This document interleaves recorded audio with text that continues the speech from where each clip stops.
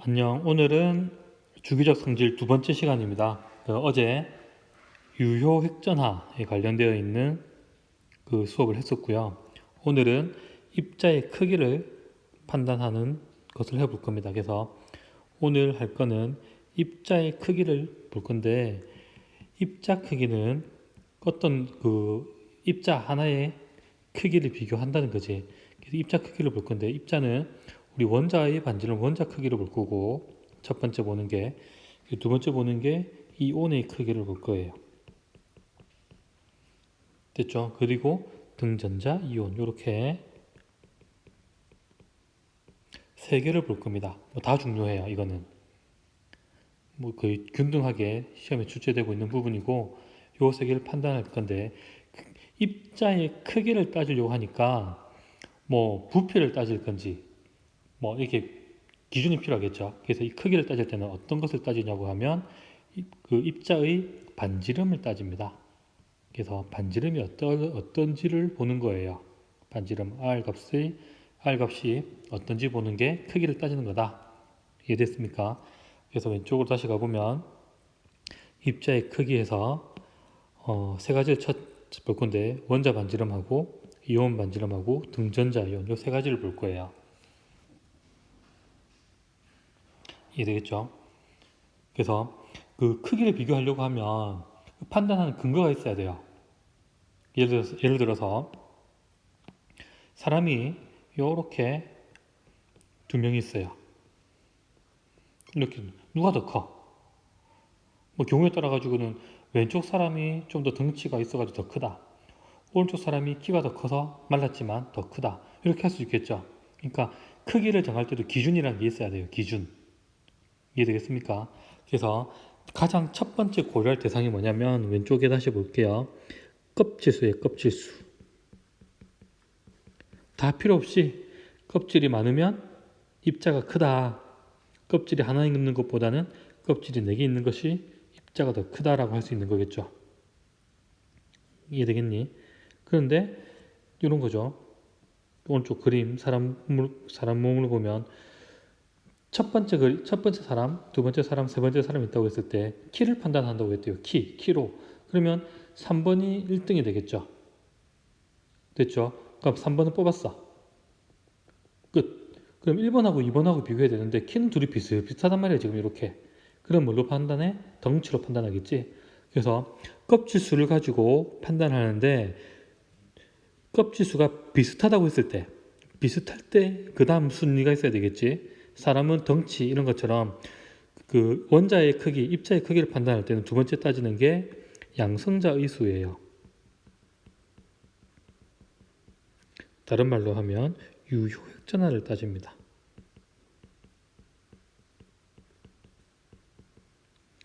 세 번째가 전자간 전자수. 이거는 전자간 반발력을 고려하는 겁니다. 그리고 전자 발발력이 아니라 전자 반발력을 고려를 하는 거예요.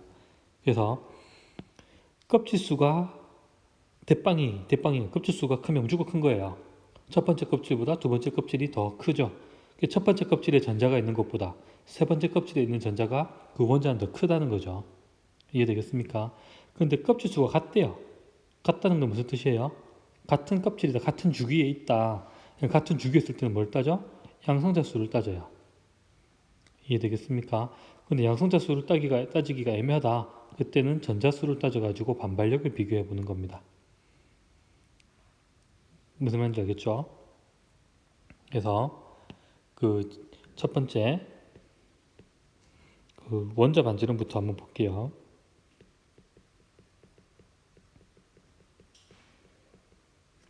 첫 번째 원자 반지름.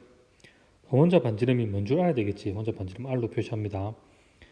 원자 반지름을 가지고 입자 크기를 판단한다고 했으니까 원자 반지름이 뭔 줄 알아야 되겠지. 원자 반지름은 어떠한 원자 핵이 있고요, 또 어떠한 원자 핵이 있다고 했을 때, 우리가 오른쪽에 다시 좀 한번 볼게요. 어떠한 A라는 수소가 있었다고 하자. 그럼 전자가 하나 있겠지.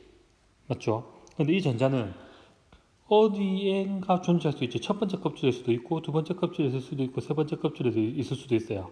그럼 첫 번째 껍질에 있을 때의 전자를 가지고 크기를 판단할 것이냐, 아니면 세 번째 껍질에 있을 때 전자를 가지고 원자 반지름을 판단할 것인가. 이건 크기가 다 달라지겠죠. 껍질 수가 달라지니까. 이해됩니까? 그래서 어떻게 원자 반지름을 정의하기로 했냐고 하면, 왼쪽에 까만 수소가 있다고 합시다. 좀 가까이 그려볼까? 까만 수소가 있고, 오른쪽에 파란 수소가 있었다고 하자. 해가지고 여기 전자 하나를 각각 공유하고 있으면서 H2의 물질이 되는 거죠.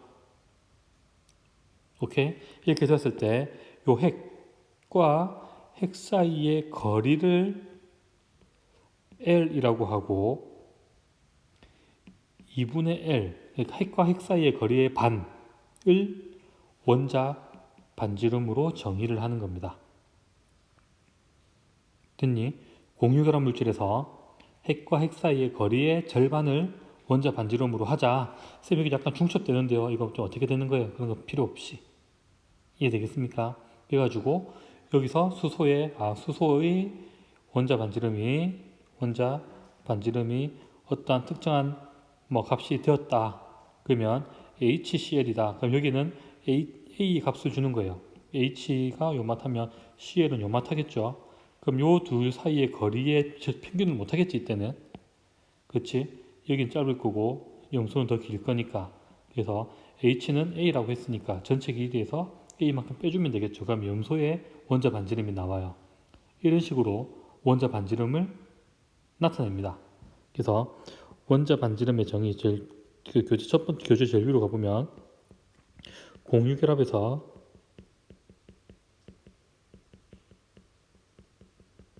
핵과 핵 사이의 거리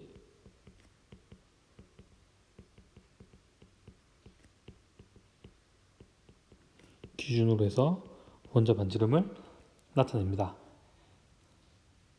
이해했죠? 무슨 말인지?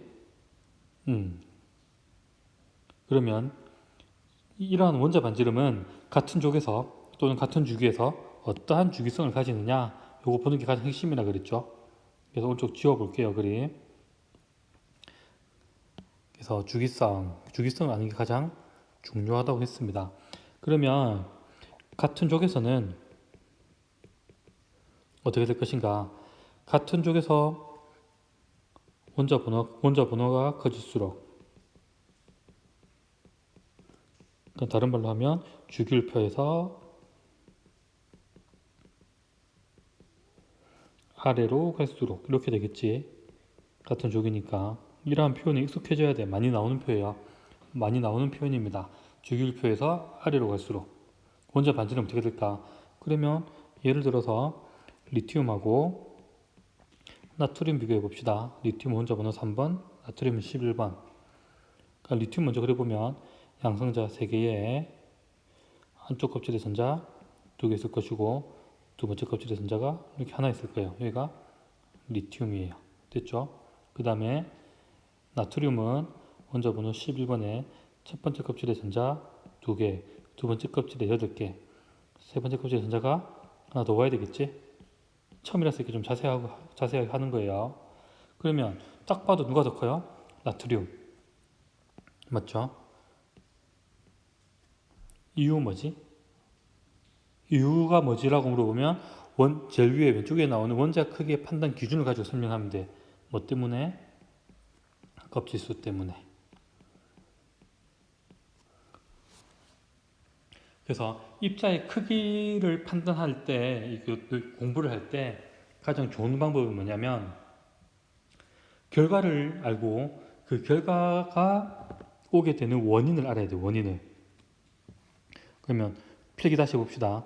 같은 족에서 원자 번호가 클수록 R 값은 커진다, 작아진다? 증가한다, 커진다. 됐죠? 이유는 뭐? 껍질수 증가.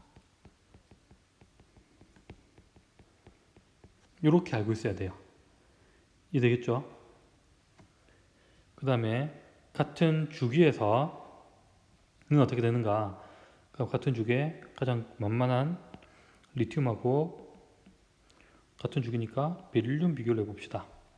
그럼 리튬은 그래 보면 양성자 해가지고 안에 전자 두 개가 있고 두 번째 껍질에 전자가 하나가 있어요. 얘가 3번 리튬이고 그 다음에 4번 베릴륨을 나타내면 안쪽 껍질에 전자 두 개, 바깥쪽 껍질에 전자가 두 개가 있어요. 됐니? 그럼 이 두 개 크기를 비교해봐라 이렇게 된 거예요. 그러면 원자의 크기 판단 기준 봐야 되겠지. 판단 기준 첫 번째 뭐? 껍질수. 껍질수 몇 개 몇 개? 리튬도 껍질수가 1000개, 1개, 2개. 그 다음에 베릴륨도 1개, 2개. 껍질수는 같아요. 첫 번째 껍질수. 비교할 수가 없어요. 그리고 두 번째 뭐? 양성자수. 맞죠? 양성자수 몇 개? 3개 대 4개. 이게 되겠습니까? 그러면은 어느 쪽이 양성자수가 더 많아? 4개가 더 많지. 양성자수가 많다고 하는 거는 바깥에 있는 전자를 잡아당기는 힘이 커요, 작아요? 크다는 거지. 그래서 양성자수가 많다고 하는 거는 전자를 잘 잡아당겨요. 그러니까 전자를 잘 잡아당기면 크기는 커져요, 작아져요?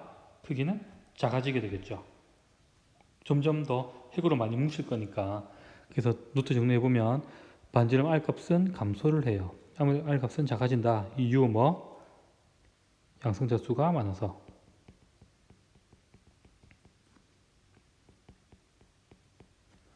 이해됐습니까?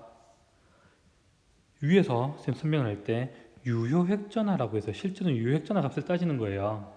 유효획전화가 커지면 어떻게 돼요? 전자가 느끼는 핵의 전하량이 커지지. 그러니까 더 세게 잡아 당긴다는 거죠. 됐니? 근데 주기율표가 오른쪽 그림 볼게요. 주기율표 있을 때 유효액전화 오른쪽 가면 갈수록 어떻게 증가한다고 배운 거 기억납니까? 아래로 가도 증가하죠. 그러니까 같은 주기에서 비교할 때 같은 주기 A 원소, B 원소를 비교할 때 유효액전화가 커지니까 오른쪽으로 가면 원자 번호가 커지면 유효액전화가 커지기 때문에 전자가 느끼는 핵의 전하량은 커지게 되고 다르게 말하면 핵에서 더 세게 잡아 당긴다는 거죠. 크기는 작아지는 거예요. 이해됐습니까?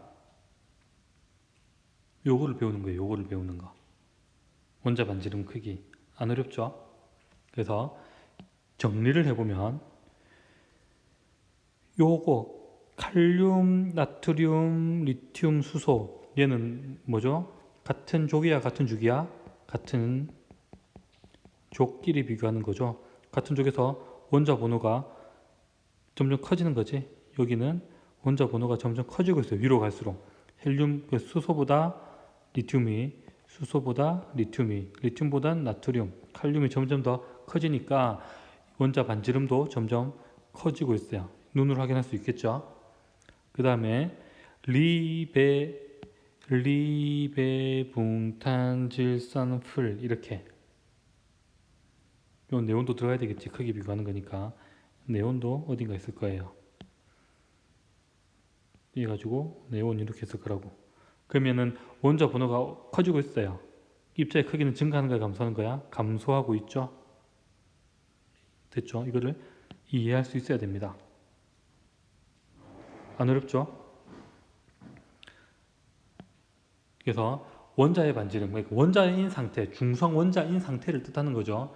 원자일 때는 아래로 가면 커져요. 아래로 가면 뭐 때문에? 껍질수가 커지니까.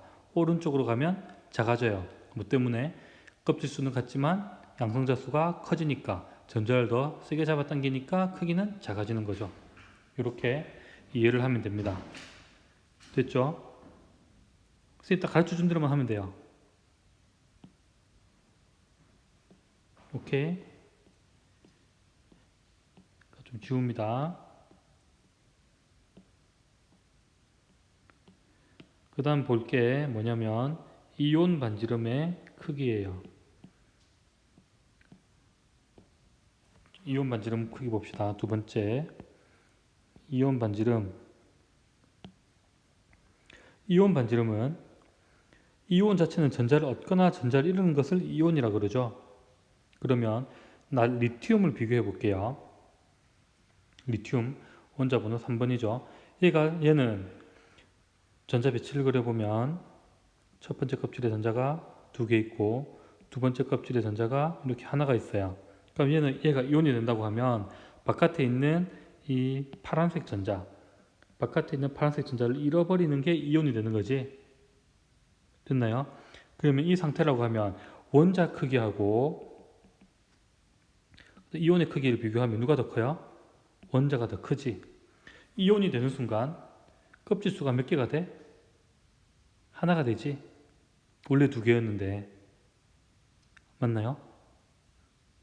됐죠? 그래서 리튬인 거하고 리튬 플러스인 거 비교해보면 리튬이 훨씬 커요. 그 다음에 플로린을 예를 들어 볼게요. 9번 플로린 같은 경우에는 양성자가 9개고요. 여기 전자가 2개가 있어요. 얘가 이온이 되면 원래 셋, 넷, 다섯, 여섯, 7개가 있는데 전자를 음이온이 되려고 하면 전자를 받아봐야 되지. 됐나요? 그러면 이때 원자하고 이온의 크기 비교해봐야 되겠지. 원자 껍질 수 몇 개예요? 2개. 이온도 껍질 수가 2개예요. 그러면은 첫 번째 껍질 수에서는 차이가 없구나. 껍질 수에는 차이가 없어요. 리튬 보면 껍질 수에서 차이가 나버렸지. 그냥 끝난 거예요. 껍질 입자 크기를 비교할 수가 있는 거라고. 두 번째 양성자 수. 얘 바뀌어요, 안 바뀌어요? 안 바뀌지. 양성자 똑같이 9개잖아요, 지금. 그러니까 안 바뀌어요. 세 번째 전자수를 보는 거야. 원자에서는 전자수가 총 몇 개였냐면 7개요. 바깥 껍질에. 이온에는 8개지. 그러면은 요 같은 공간, 지금 색칠하는 두 번째 껍질의 같은 공간 안에 전자가 7개가 있을 때하고 8개 있을 때를 비교하는 거잖아. 7개 있을 때는 요 전자 들어있던 7개가 평화롭게 살고 있었는데, 맞죠? 근데 전자가 하나가 딱 들어와 버렸단 말이야. 그럼 이 전자들끼리 밀어내겠지. 이해됩니까? 이 전자들끼리 막 밀어낼 거니까 어떻게 돼? 크기가 커지게 되겠지? 됐죠? 그래서 이온이 더 커요. 이거를 전체적으로 정리해 볼게요. 금속, 우리가 어제 배운데 금속 원소들은 어떤 성질이 있다 그랬니? 전자를 잃어 양이온이 되려고 하는 것을 금속이라고 했고, 맞지? 그 다음에 비금속 원소는 어떻게 정리를 했냐면 전자를 얻어 음이온이 되는, 이렇게 됐다고. 그럼 봐봐, 금속 원소들은 싹 다 전자를 잃어요. 옥텟 규칙을 할 때까지. 그럼 옥텟 규칙을 옥텟 규칙을 만족시키려고 하면 내가 전자를 많이 잃어야 되는 거지. 잃어가지고 어떻게 돼? 내가 가지고 있는 껍질에 있는 전자를 다 잃어버리게 되겠지. 한 개 또는 두 개 이렇게 잃어가지고 껍질수가 감소되겠지. 됐니? 그러니까 금속 원소들은 항상 껍질수가 감소하게 되겠지. 양이온이 될 때 껍질수가 항상 감소해요.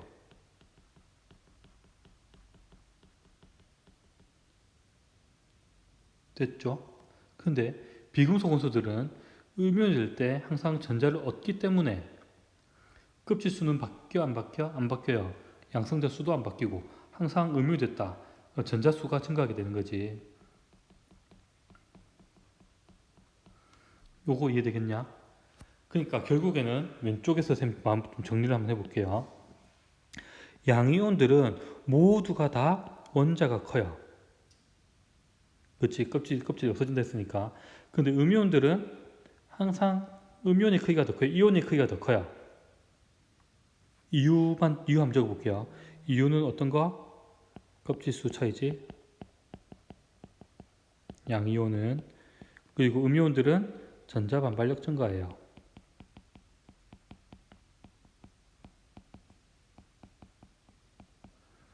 그러면 이 이온의 반지름의 크기, 또 이온의 크기를 물어보는 핵심은 뭐야? 얘를 물어보는 핵심은 뭐냐면 금속이니 비금속이니 묻는 거예요.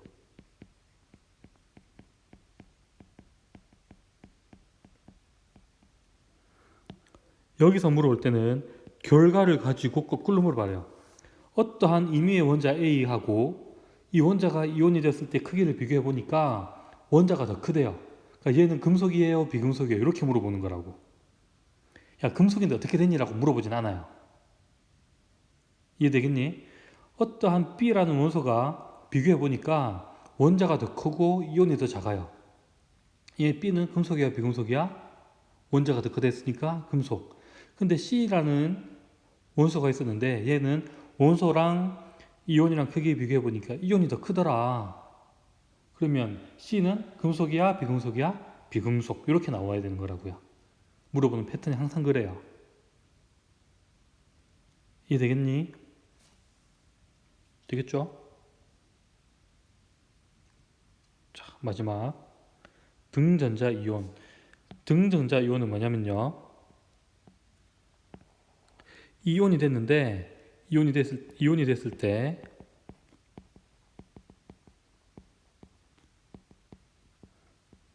이온 그 전자의 수가 같은 것을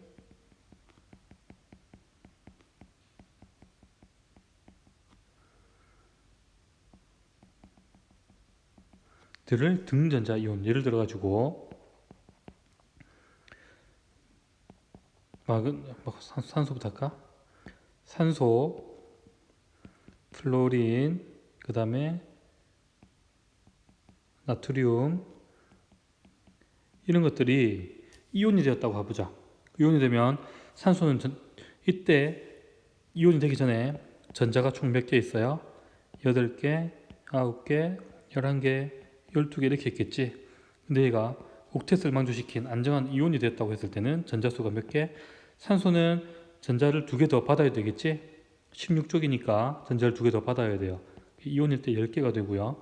플로린도 전자를 하나를 받아와야 되고, 나트륨은 하나를 잃어야 되고, 마그네슘은 하나를 2개를 더 잃어야 돼요.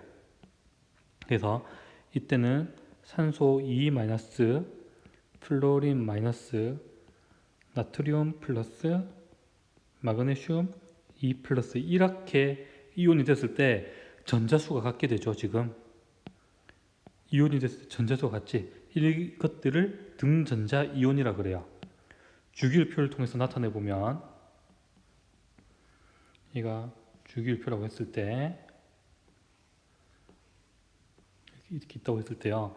여기가 네온, 여기가 아르곤이라고 한다고 하면 여기가 산소, 플로린, 나트륨, 마그네슘이 될 거고 황, 염소, 칼륨, 칼슘이 되겠지. 이렇게 전자를 얻거나 잃어가지고 네온의 전자 배치를 갖게 되는 거. 요 네 개 이 원소들 그리고 염소, 황, 칼륨, 칼슘 이것들이 등전자 이온의 관계가 되겠죠. 빨간색으로 색칠한 요것들 얘네들은 전자가 총 몇 개가 돼? 18개가 되는 거겠죠. 됐나요? 이때는 요것들 크기를 비교해 보자고. 첫 번째 껍질수 전자수가 같으니까 껍질수 다 똑같죠. 두 번째 양성자수 몇 개야? 8개, 9개, 11개, 12개. 껍질수는 같고 이온들끼리 비교하는 거니까 껍질수는 같고 양성자수가 차이가 나요. 그러니까 양성자수가 많으면 크기는 감소, 양성자수가 적으면 크기는 증가 이렇게 되겠지. 그래서 이러한 관계가 성립하겠죠. 이렇게 되는 이유는 뭐? 양성자수의 차이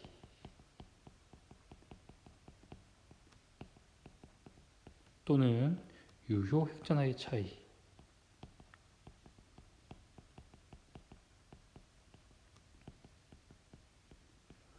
이렇게 정리를 해야 됩니다. 이해되겠습니까? 오늘 수업 여기까지예요. 자, 복습 한번 해보자. 오늘 배운 거는 입자의 크기를 판단하는 방법에 대해서 배웠어요. 그런데 입자의 크기는 첫 번째, 껍질수를 가지고 기준으로 판단하고요. 껍질수가 비슷하대요. 똑같대요. 그럼 두 번째는 양성자 수의 차이를 가지고 판단을 하고, 그 다음에 양성자 수도 똑같다. 그러면은 전자수를 가지고 하는데, 양성자 수의 차이가 유효핵전화의 차이를 가지고 오는 거고요. 전자수의 차이가 반발력의 차이를 가지고 온다. 이렇게 세트로 묶어서 이해를 해야 돼요. 됐죠? 그래서 입자의 크기는 원자 반지름과 이온 반지름과 등전자 이온 요 세 가지를 배워야 되는데, 원자 반지름이라고 하는 거는 정의하는 방법 배웠었죠. 같은 쪽에서는 밑으로 갈수록 커지고요. 오른쪽으로 갔으면 작아져요. 요거를 요 주기성 이해를 한번 나타내 보면, 이게 주기율표라고 한다고 하면 밑으로 가면 갈수록 크기가 커지고 오른쪽으로 가면 갈수록 크기가 작아져요. 그래서 이렇게 되고 이렇게 되는 거예요. 크기가. 이해되겠습니까? 요 그림만 알고 있으면 돼. 사실 원자 반지름에서는 밑으로 가면 커지고 오른쪽으로 가면 작아진다. 이해됐죠? 이게 원자 반지름의 크기였고, 두 번째 이온 반지름의 크기는 양이온하고 음이온에 따라 크게 달라지는데, 물어보는 거는 딱 하나예요. 너 금속이냐? 너 비금속이냐? 라고 물어보는 거예요. 되겠죠? 그래서 금속 원소 같은 경우에는 이온이 전자를 잃게 되는 거고, 전자를 잃으면 껍질수가 줄어들겠죠? 이 껍질수가 줄어드니까 원자 상태하고 이온 상태하고 크기를 따지면 원자가 더 큰 거고요. 반대로 비금속들은 전자를 얻어야 되는 거고, 전자를 얻으면 반발력이 커지는 거니까 크기는 좀 더 커져요. 그리고 등전자 이온, 전자수가 같은 이온들, 질소가 포함되기도 합니다. 질소, 산소, 플로린, 나트륨, 마그네슘, 이것들을 등전자 이온이라고 하고, 또 그 밑에 인, 황, 염소, 나트륨, 인, 황, 염소, 그 다음에 칼륨, 칼슘, 이런 것들을 등전자 이온이라고 하는데, 이 등전자 이온들은 결국 전자수가 같으니까 전자 배치가 같은 거고, 전자 배치가 같으니까 껍질수는 같아요. 맞죠? 껍질수가 같다. 그러면 양성자를 따져야 되는데 양성자 크기가 다 달라요. 수가. 되겠죠? 그래서 양성자 수가 적어야지 크기가 커진다. 양성자 수가 많아지면 세게 잡아당기니까 그 크기가 줄어든다. 이렇게 이해하면 됩니다. 됐죠? 그래서 오늘 입자의 크기까지 했고요. 지난 시간에 유효핵전화, 오늘 입자의 크기, 그리고 내일 금요일 수업할 때 이온화 에너지, 더 중요한 이온화 에너지를 하겠습니다. 숙제는 클래스룸에 있는 문제를 풀면 되고요. 이해 안 되는 부분 있으면 질문하시고요. 분명히 질문 나올 거리가 한 가지 정도 있을 거라고 생각을 합니다. 안녕. 수고했습니다.